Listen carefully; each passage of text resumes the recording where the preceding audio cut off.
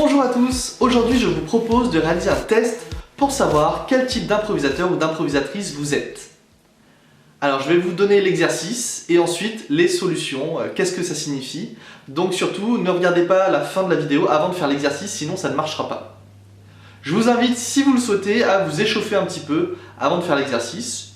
Si vous avez envie de le faire, vous mettez pause et vous échauffez un petit peu, quelques minutes.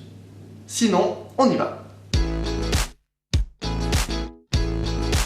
Voici donc l'exercice de test que je vous propose. Vous allez marcher dans l'espace de manière neutre, naturelle, comme vous le faites d'habitude. Et lorsque vous entendrez ce son, vous allez simplement continuer de marcher, mais en créant un personnage. C'est la seule consigne. Lorsque vous serez dans ce personnage, vous pourrez vous auto-observer pour savoir comment vous gérez ce personnage. Puis, on reprendra sur une nouvelle marche neutre et ainsi de suite. C'est tout ce qu'il y a à faire. C'est bon, c'est parti!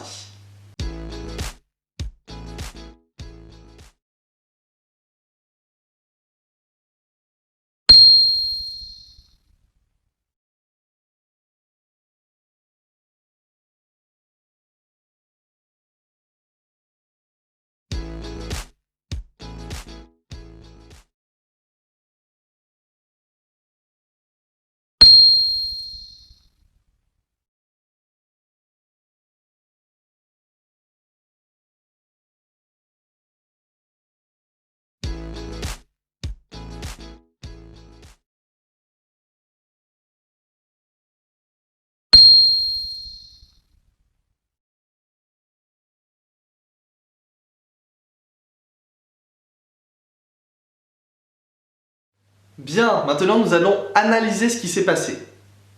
Première possibilité. Vous marchez dans l'espace.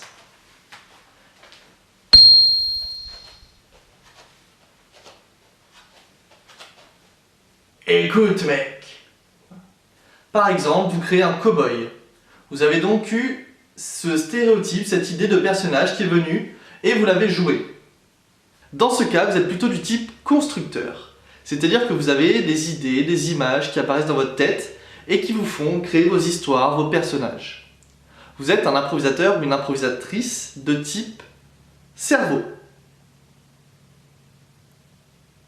Deuxième possibilité, vous êtes plutôt organique. Vous marchez dans l'espace de manière neutre. Bonjour, comment allez-vous ? Et dans ce cas, c'est la joie qui vous a fait créer ce personnage, vous êtes un joyeux luron. Si c'est comme ça que ça s'est passé, ça veut dire que vous êtes un improvisateur ou une improvisatrice qui utilise le ressenti, les émotions, pour créer ces personnages. Dans ce cas-là, vous êtes plutôt de type cœur. Et pour finir, troisième possibilité, marcher dans l'espace de manière neutre. Oh, les gars, faites gaffe! Et dans ce cas-là, c'est les jambes qui se sont pliées en premier, puis le personnage de type un peu trouillard s'est créé. Dans ce cas, c'est plutôt la mécanique de votre corps qui vous inspire, qui vous fait créer vos personnages. Vous êtes dans l'action, dans le corporel, et on dit que vous êtes un improvisateur ou une improvisatrice de type corps. Voilà, ce sont les 3 C qui déterminent quel est votre penchant pour créer vos personnages ou vos histoires d'une manière générale. Je vous invite à faire ce test à d'autres personnes pour voir leur penchant, pour voir si c'est similaire à votre comportement ou pas. Aussi, bien sûr, c'est pas une règle absolue. C'est pas un test qui va vous dire vous êtes comme ça, vous êtes comme ci. Ça donne une tendance, mais sur un spectacle à l'autre, sur un entraînement à l'autre, ça peut être très différent.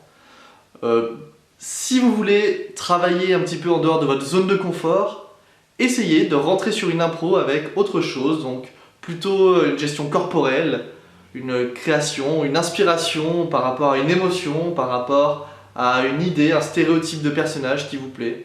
Voilà, essayez de changer. Vous pouvez aussi classer ces 3 éléments, cerveau, cœur, corps, selon vos affinités, pour savoir vous situer par rapport à ça. Si vous êtes extrêmement polyvalent, vous êtes les 3 à la fois.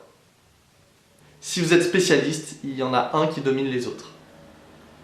Merci, à une prochaine, c'était le test des 3C. Bye.